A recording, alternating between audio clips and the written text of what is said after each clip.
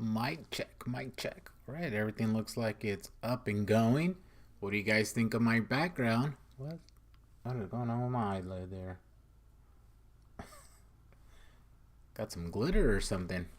Well, I hope you guys had a great week, and we hope that this is the last of the cold for the year here. Just remember this Sunday we're going to be jumping up an hour, so make sure to set your clocks accordingly so you're not late for Sunday service or for work. So today I'm going to kind of go over what to do after you get your loan approval. So typically, a lot of people will ask me, what exactly am I supposed to turn in? What does it look like? Where do I send it to? So I'm going to be addressing those. If you stick through, right before we end this week's video, I'm going to go over some homes that are going to be available here soon and kind of talk about what's going on here in the very near future that I'm super excited about. So, welcome to your selected Friday night at 5 o'clock live forum. So, I look forward to getting any questions. If I don't, then we can shut down early and you still have information that you can use, and we'll kind of go from there. Okay, so let me just look at a couple things here and we're going to get started. All right, so as I did last week, I'm gonna go ahead and bring up my second screen so we can take a look at, excuse me, some of the stuff that we're gonna be talking about today. Okay, so let's go ahead and let's bring that up. Oh, nope, that's not the one. There we go. Hey, it's YouTube.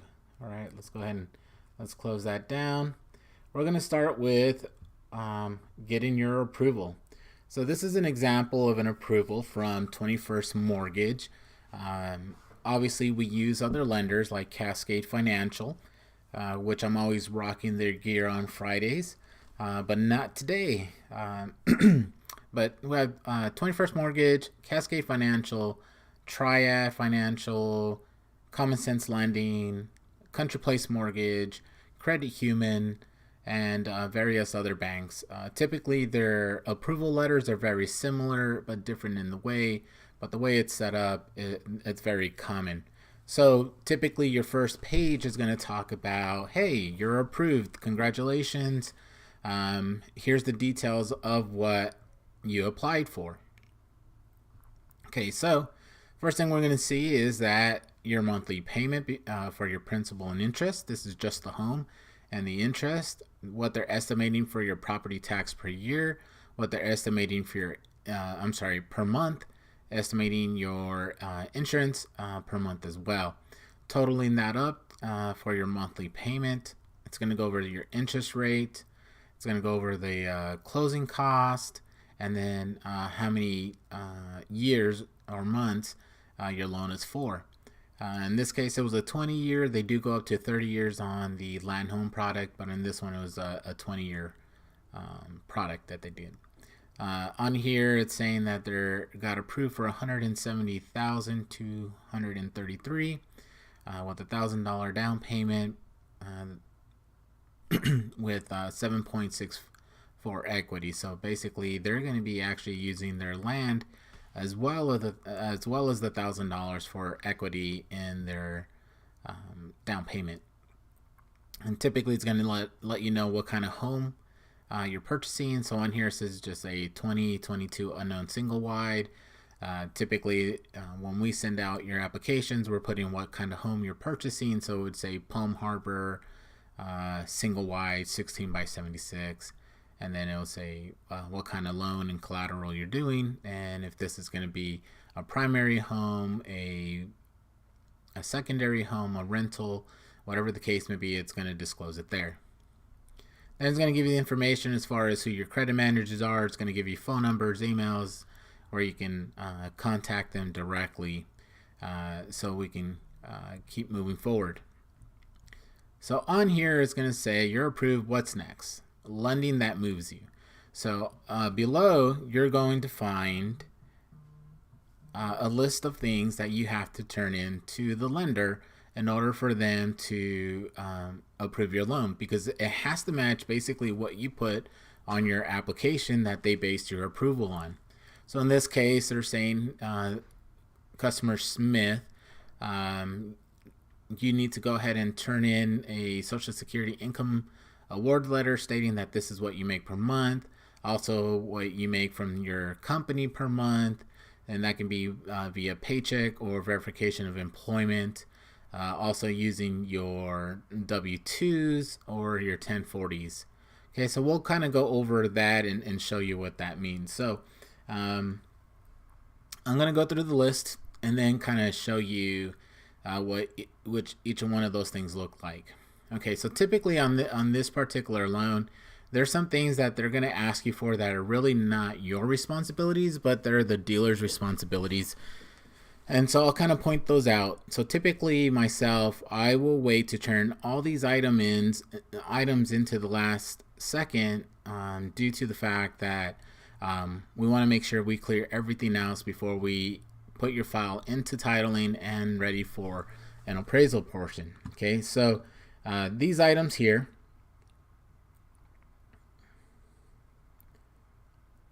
I'll go ahead and highlight those items there. Here, these items that I'm highlighting right now are basically all of the things that we're going to turn in at the very last moment when we get ready to do your closing or ask for your appraisal. I'm sorry.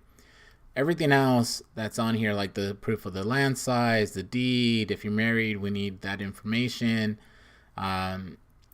You would actually have to contact the loan officer to kind of review what you put on your application, and then also your IDs and Social Security and copies of Social Security cards, and then the HOA. Like this particular customer has an HOA, and then here is kind of proving that their home has been sold in order for them to be fully approved.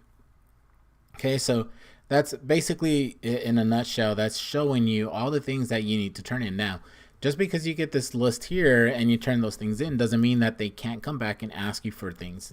Because once they review it, if there's something that's kind of hanging or they didn't get what they were looking for truly, they may come back and ask for more items.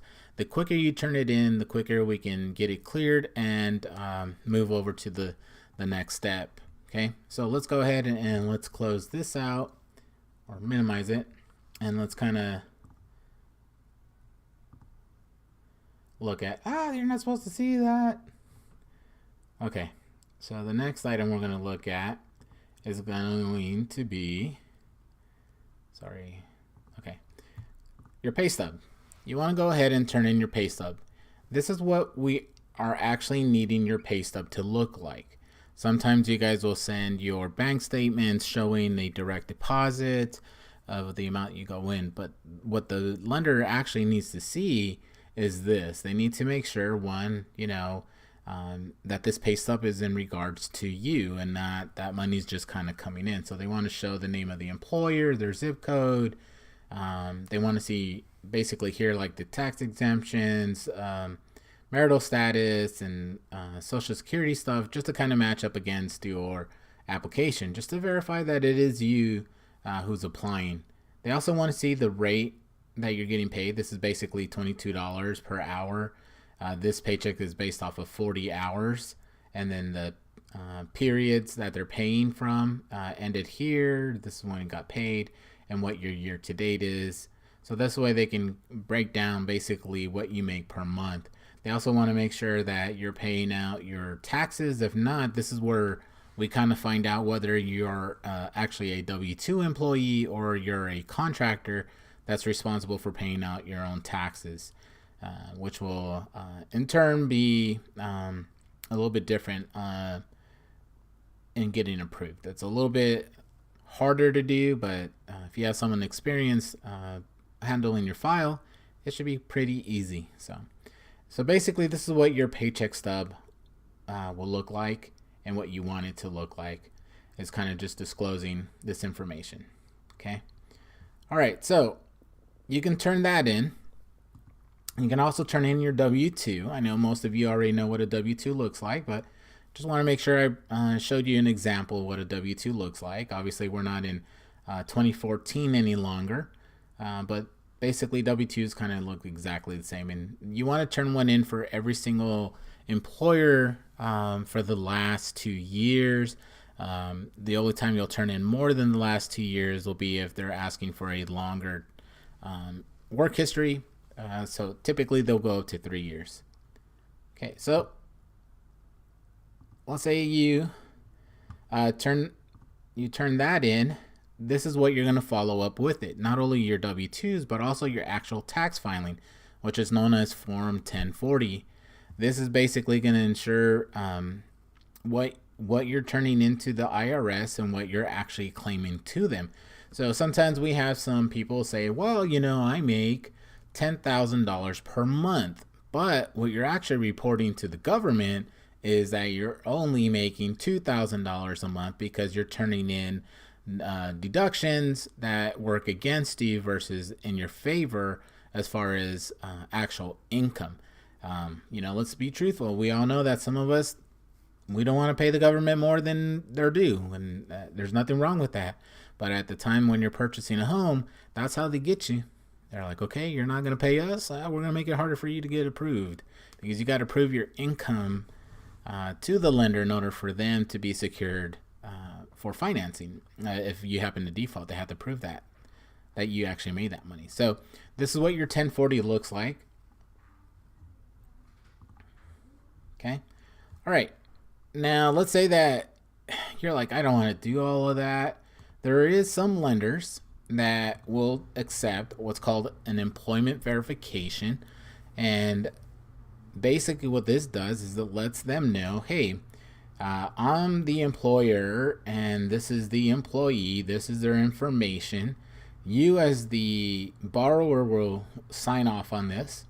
And with that, they'll go ahead and disclose that information because all that stuff is private. Okay. They'll fill in everything, what you're getting paid, what your last couple years looks like. The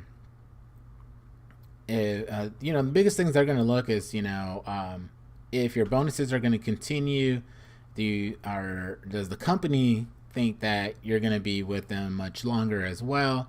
So all this stuff gets filled out and gets turned in. The majority of the time, this and your W-2 or your paycheck, just your paycheck stub, will basically clear the lender's requirement to prove what your actual income is. So this is what what they call a VOE or employment verification. Some companies will use an online source like the Work Number, where they're going to give you a code that you will have to call and verify everything, and they'll send you like a PDF showing you what your employment history and also your income history. So if you've been there for 2 years, when you get both of those together, that usually clears everything because it's all proven source from that party, stating that it's all factual. So sometimes using Work Number, if you have a company that uses Work Number, that's pretty excellent. Now it does cost you, sometimes it's like, I want to say it was like $36 for the VOE or the employment verification, and then it's like $100 for both. So it can get costly, but you can get it and move along quickly without you having to disclose the rest of that stuff. I know that you guys like to keep your things private as much as possible. Okay. All right. So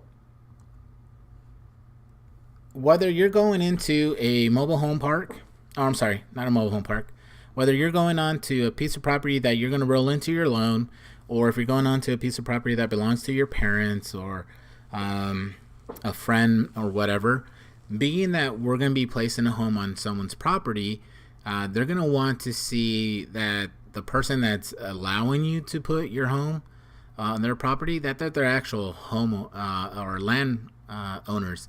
So typically a tax bill showing their name, showing that the property belongs to them. There you go. That will clear it. But in case that they don't take, like a property tax statement, what they're going to want is your copy of the deed of trust. And this is what the deed of trust looks like. Obviously, this one's not filled out, but it generally looks identical to this. It reads like this, and it's going to state basically who actually owns the land, when they purchased it, just to ensure that that person is the rightful owner of the property. So this is just something that they have to do. Now, on a chattel loan, just because you're turning in a deed of trust doesn't mean that you're rolling in the property. Once again, it's just to validate who the actual owners are, because when you do your lease with them or a zero rent form with them, it's stating that that person has all legal rights to go into contract with you because they own that piece of property. Okay. Other things you have to turn in is your social security card and also your driver license.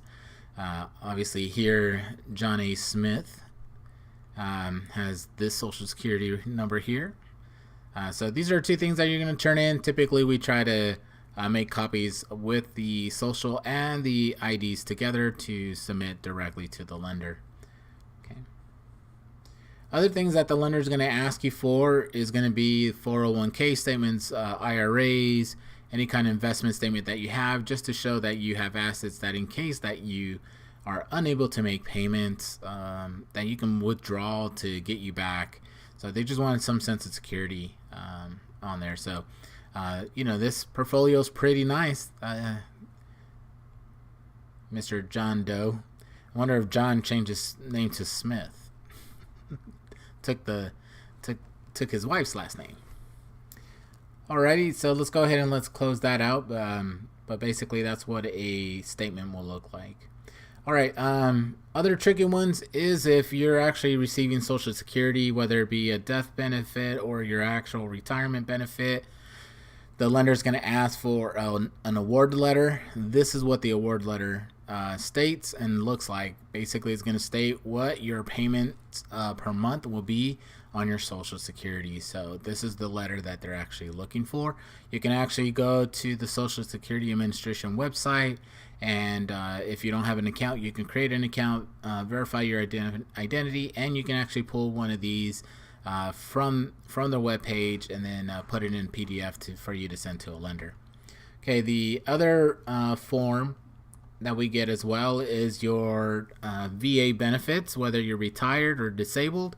We're typically going to need to verify that income through an award letter that basically states, once again, proving that you're getting income. In this case, this particular person, was in the Army, was disabled honorably, is collecting 10%. Their first payment will be $130.94 that they use starting, and that has been paid since January 1st of 2014. So these are things that the lender is going to want to turn in if you're claiming that income to your application. All right, the last thing are divorce decrees. This is actually what they're needing for you to turn in, basically stating what your responsibilities are, and if you're paying child support, how much that child support is. Basically, for people that are trying to claim income of child support that don't have a divorce decree or a child payment order, it can't be included as actual income. So that basically kind of goes over some of the things that the lender is going to ask you for. Okay, so I will kind of sit around for a little bit and see if you guys have any questions whatsoever. What do you guys think of my background? So while I'm waiting, I'm going to kind of talk about homes that we have available to you. So as far as these homes, it's first come to close gets these homes. There's no holdsies or save this for me, okay? So I'm going to go ahead and show you everything I have available. And these are in different locations, but I can sell you these homes and bring them to your location. As you know, I cover Arizona, New Mexico, Colorado, Oklahoma, Louisiana, and the great state of Texas. All right, so this is how I'm able to distribute out more homes to different areas. So let's go ahead and let's take a look. All right, so the first set of homes is in July is a Somerset 2. So the Somerset 2 is a 32 by 60, or actually this is the regular Somerset. It's a 32 by 64 bedroom floor plan for the double wides, and that's coming out in July. Single wide wise, we have 2 PUM limited homes that are ready. So it's going to say lot number 051. That's basically saying that it's already been delivered and it's ready to sell. As you can see, there's 2 of them already available, and I have those on special right now, I believe at $94,599, I believe, on our webpage. That includes delivery, setup, AC, vinyl skirting, and steps, basically within 100 miles of Fort Worth and Abilene. Okay, we have a La Gomera coming up in, oh no, there's a 16 wide La Gomera available. There's a 16 wide Monterey available immediately. Coming up in July, another La Gomera and a Santa Fe.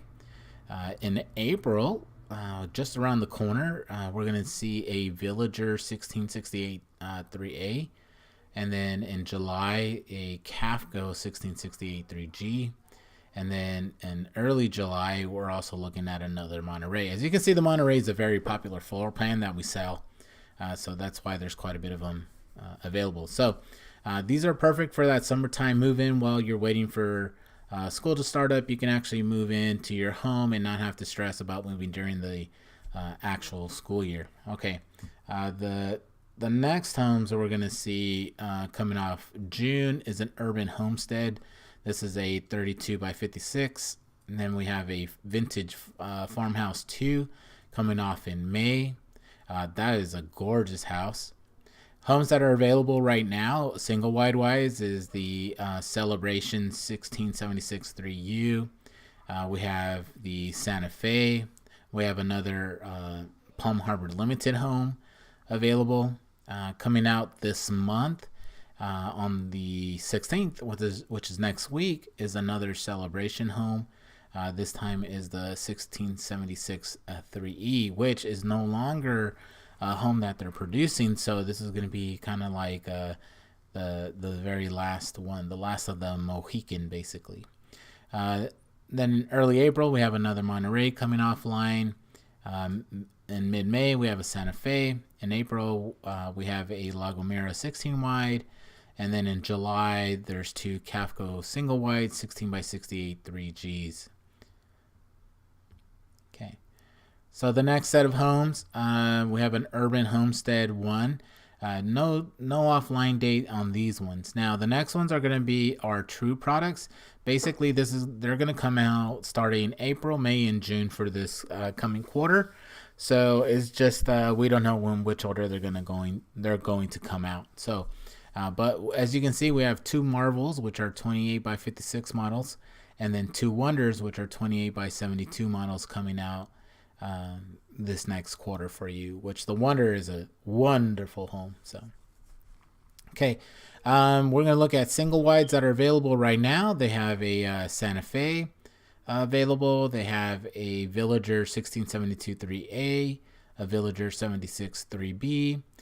They also have another T model. They have a True Delight, which is a 14 by 62 bedroom home available. And then we also have coming out in April, the Celebration 1676 3U, a Monterey, and then a La Gomera, and then a Santa Fe. So the La Gomera actually has been put under contract, so that one probably won't be available there, but that's what we have so far. Okay, and then we see more true homes that are coming available.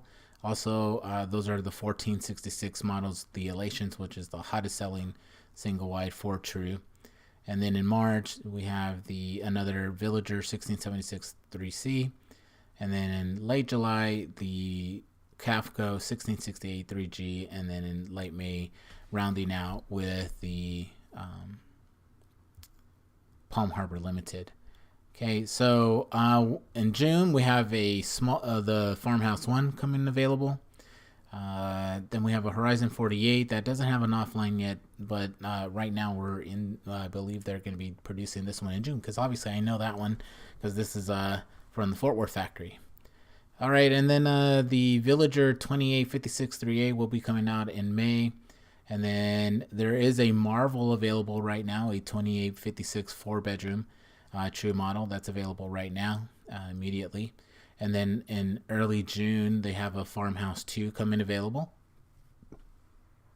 And then we have a Marvel and a Triumph coming out early April. So once again, that's great. Those are some top selling, low costing homes. And single wide wise, ready right now. They have a Monterey available right now, and then the Palm Limited. So coming and actually they have a Villager 16763 3A also available right now. And then there's a couple of Palm Limiteds coming out basically next week as well, March 17th, and then one in June. And then on my location here, coming out early June is a Monterey model. And then our store out of Flora Vista, New Mexico has 2 Horizon 56 models coming out in Mayish, and then a Horizon 76 coming out in August. So that rounds out all the homes that I have available right now. And these are first come, first to close, gets the home. So don't delay.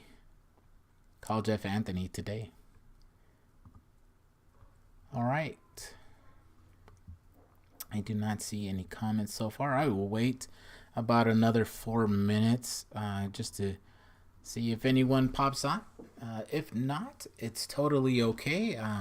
I figured that if we do these every week, eventually it's either going to grow or die off, but it's totally fine because this is for you and not so much for me. So today is my sister's birthday, so I want to wish her a happy birthday. Her name is Estella, and today she should be turning 48. Yes, 48. So I want to wish her a super duper duper happy birthday. Anyone else celebrating a birthday this week, this month, this year? Of course, everyone will be celebrating their birthday this year.